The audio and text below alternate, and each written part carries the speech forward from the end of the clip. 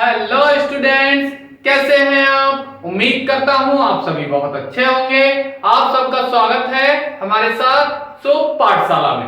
तो आज हम कक्षा 7 गणित अध्याय 10 का जो कि है गुणनखंड, अंग्रेजी में इसे फैक्टर्स कहते हैं, को लेकर उपस्थित हुए हैं। तो आज हम इस वीडियो में बीजीय व्यंजकों का गुणनखंड कैसे किया जाता है, कैसे ज्ञात करते हैं, इस वीडियो में सीखेंगे। तो आइए सबसे पहले गुणनखंड ये होते क्या है। तो कोई भी बीजीय व्यंजक है उसे छोटे छोटे पदों के गुणनफल के रूप में लिखने को हम गुणनखंड कहते हैं। जैसे अगर कहीं पर लिखा है 4x की घात 2 y, तो हम इसे किस तरह से लिख सकते हैं? 2 गुणा 2 और x कितना 2 बार। यहां पर जितनी पावर होती है, जितनी घात होती है, उसको उतनी ही बार लिखते हैं, गुणे बाई। तो ये सारे के सारे जो पद हैं वो क्या कहलाएंगे? इसके गुणनखंड कहलाएंगे। अगर ये इस तरह से दे रखा है जैसे 3x बाई प्लस का 4y, हमें इस बीजीय व्यंजक के गुणनखंड ज्ञात करने हैं। तो क्या देखते हैं कि इन दोनों व्यंजकों में कौन सा पद या कौन सी बीजीय जो पद है वो दोनों में उपस्थित है। तो यहां पर हमें बाई दोनों में उपस्थित दिखाई दे रहा है। ये अंकगणितीय जो नंबर है वो हमें एक किसी में भी उपस्थित दिखाई नहीं दे रहे हैं, जो में से कुछ भी कॉमन लिया जा सके। तो यहां पर बाई दोनों से उभयनिष्ठ ले लिया, यानी कॉमन ले लिया। तो यहां से क्या बचेगा? सिर्फ ये 3x। तो यहां पर बचा 3x प्लस ऐसा का ऐसा ही, और ये क्या मिला? 4। तो यहां पर इस बीजीय व्यंजक को हम कैसे लिख सकते हैं? बाई गुणा 3x प्लस का 4। तो इसके गुणनखंड मिल गया हमें बाई और 3x प्लस का 4। तो इस तरह से हम बीजीय व्यंजकों को गुणनफल के रूप में व्यक्त कर सकते हैं। तो आइए प्रश्नावली पर चलते हैं और देखते हैं कि किस तरह से इनसे रिलेटेड क्वेश्चन सॉल्व करते हैं। तो आइए क्वेश्चन नंबर है पहला, दिए गए पदों का उभयनिष्ठ गुणनखंड निकालिए। तो यहां पर हमें इसके कुछ खंड दे रखे हैं, तो इनके हमें उभयनिष्ठ गुणनखंड निकालने। उभयनिष्ठ गुणनखंड का मतलब जो गुणनखंड दोनों में ही उपस्थित है। तो कैसे इनको सॉल्व करते हैं देखते हैं। सॉल्यूशन, खंड का क्या दे रखा है? 4x बाई की घात 2 और दे रखा है 12 x की घात 2 बाई। तो हमें क्या करना है? इनको 4x बाई की घात 2 और 12x की घात 2 बाई, इनको क्या करना है? गुणे के रूप में लिखना है, और छोटे छोटे। तो 4 को हम कैसे लिख सकते हैं? 2 गुणा 2, 2 दूनी 4। इससे और छोटे भागों में इसे नहीं तोड़ सकते। तो यहां पर गुणे x कितना है? 1 बार, बाई कितनी बार होगा? 2 बार। जितनी घात होती है उस नंबर को उतनी ही बार लिख लेते हैं बीजीय बराबर। इसमें देखते हैं 12 को हम लिख सकते हैं 2 गुणा 2 गुणा 3, क्योंकि 4 3 12 होते हैं। इससे हम 2 और 3, इनसे छोटे और भाग होते ही नहीं, तो इनसे हमें क्या करना है? इनको इसी तरह के भागों में तोड़ना है। तो 2 दूनी 4 3 12 है, और x कितनी बार है? 2 बार है, और बाई कितनी बार है? यहां पर 1 बार है। तो यहां पर उभयनिष्ठ गुणनखंड की बात की गई, तो हम क्या लिखेंगे? उभयनिष्ठ गुणनखंड, उभयनिष्ठ गुणनखंड कैसे निकालेंगे देखते हैं। तो यहां पर जो दोनों में एक जैसे हो, तो यहां पर देखें 2 गुणा 2, 2 गुणा 2 दोनों में है, तो यहां पर लिख लेंगे जो दोनों में एक जैसे है बस वही लिखना है। x एक बार है, इसमें 2 बार है, लेकिन हमें दोनों में एक ही बार मिल रहा है तो इसे एक ही बार लिखना है। गुणा y इसमें एक बार है लेकिन इसमें 2 बार है, लेकिन हमें तो एक जैसा देखना है, तो एक जैसा हमें सिर्फ एक ही बार मिल रहा है, तो इसे सॉल्व कर लेते हैं। 2 दूनी 4 और x y, तो ये हो गया हमारा उभयनिष्ठ गुणनखंड जो दोनों में उपस्थित है। इसका मतलब हुआ कि 4xy इसमें भी है और 4xy इस वाले भाग में भी उपस्थित है। इसी तरह से खाखंड देखते हैं।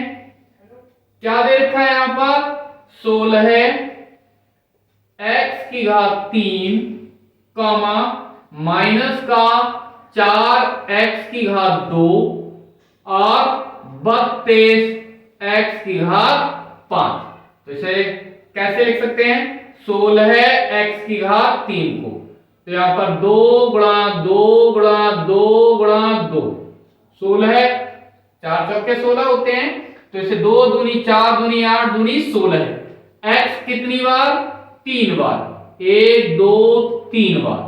इसी तरह से माइनस का 4 x की घात 2, तो माइनस चिन्ह ऐसा कैसा ही रहेगा 2 गुणा 2, 2 दूनी 4 और x कितनी बार 2 बार। इसके बाद 32 x की घात 5, तो यहां पर 32 को हम लिख सकते हैं 16 दूनी 32 होते हैं, तो 16 को हमने लिखा था 2 बार, 2 की गुणा 4 बार, तो 16 हो गए और दूनी 32 हो गए, यहां पर 2 की गुणा 5 बार। और x गुणा x गुणा x गुणा x गुणा x 5 बार x को लिखना है यहां पर। तो हमसे अब पूछा गया कि उभयनिष्ठ गुणनखंड, उभयनिष्ठ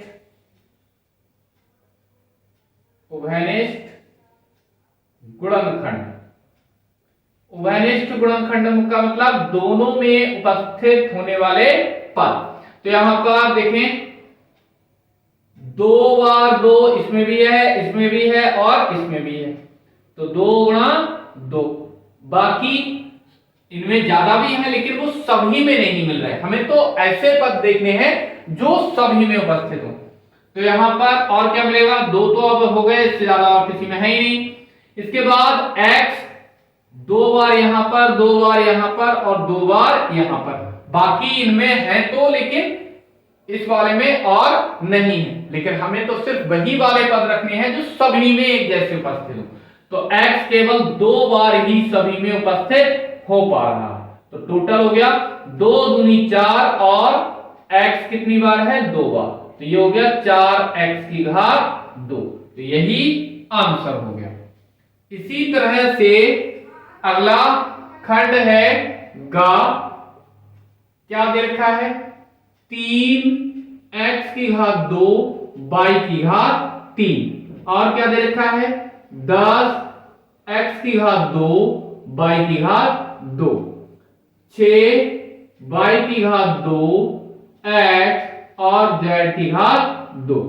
तो इसे कैसे लिख सकते हैं 3, इससे 3 के टुकड़े होंगे नहीं, x कितनी बार है 2 बार और y कितनी बार है 3 बार।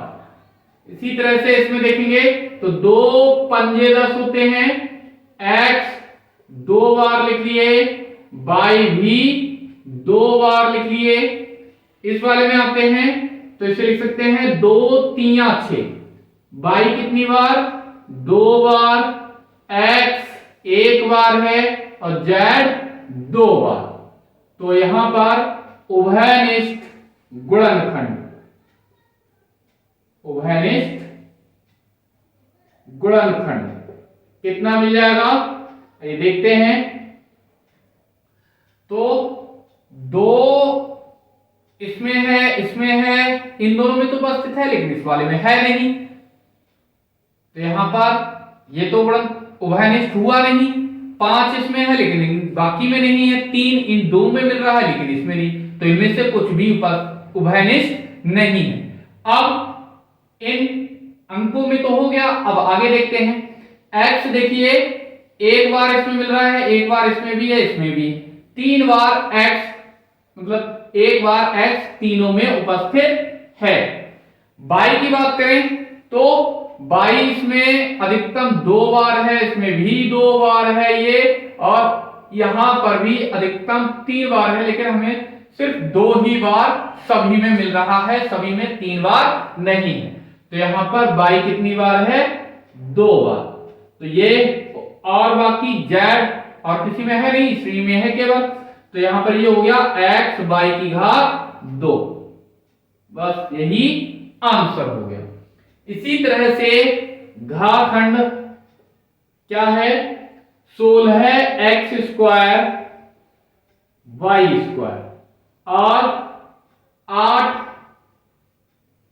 y की घात 4 माइनस के 12 x y, ये हमें और दे देते हैं। तो 16 को हम लिख सकते हैं कितनी बार? 2 को 4 बार, 2 दूनी 4 दूनी 8 दूनी 16 है। x कितनी बार? 2 बार, y भी 2 बार। ऐसे ही 8y की घात 4 को 2 गुणा 2 गुणा 2, 2 दूनी 4 दूनी 8। अब y कितनी बार? 4 बार, 2 3 और 4 बार। इसी तरह से माइनस के 12, तो माइनस तो ऐसा कैसा ही, 12 को हम लिख सकते हैं 2 गुणा 2 गुणा 3, 4 तिया 12 है, और x और y। तो यहां पर इन चारों में से, तीनों में से उभयनिष्ठ गुणनखंड, उभयनिष्ठ गुणनखंड क्या हो जाएगा यहां पर? तो दो बार यहां पर है, यहां पर भी है और यहां पर भी है। बाकी इससे ज्यादा है तो, लेकिन इस वाले में मिलेगा नहीं। तो 2 बार 2 हो गया। x इसमें और इसमें तो है लेकिन बीच वाले में है नहीं, तो x तो होगा नहीं। y एक बार इसमें है, एक बार इसमें है, एक बार इसमें है, तो y मिल गया। और बाकी कुछ एक जैसा तीनों में उपस्थित है नहीं, तो ये हमें मिल गया कितना? 4y answer. इसी तरह से ये वाले खंड में वहां क्या दे रखा है? 11 a b c की घात 2 और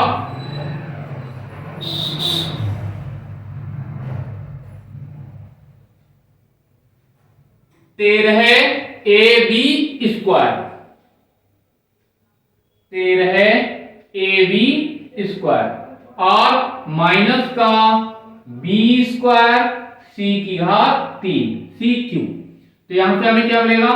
11 के गुणनखंड होते नहीं, तो a एक बार है, b एक बार है और c 2 बार है। तो यहां पर 13 के भी गुणनखंड नहीं होते, तो 13 ऐसा कैसा ही, a एक बार है, b 2 बार, b का स्क्वायर है। यहां पर माइनस चिन्ह ज्यों का त्यों, b है 2 बार, तो 2 बार लिख ली, c 3 बार, 1 2 3। तो उभयनिष्ठ गुणनखंड, उभयनिष्ठ गुणनखंड क्या हो जाएंगे? उभयनिष्ठ गुणनखंड। तो यहां पर a इसमें तो है लेकिन इसमें भी है, लेकिन इस वाले भाग में नहीं है। b इसमें एक बार, इसमें भी एक बार, इसमें भी एक बार, तो b सभी में उपस्थित है। c पहले में और लास्ट वाले में तो है लेकिन और किसी में है नहीं। अंकों में 11 13 इनमें से कुछ एक जैसा मिल नहीं रहा है, तो उभयनिष्ठ गुणनखंड केवल b है और बाकी कुछ नहीं। तो ये ही हमारा आंसर होगा।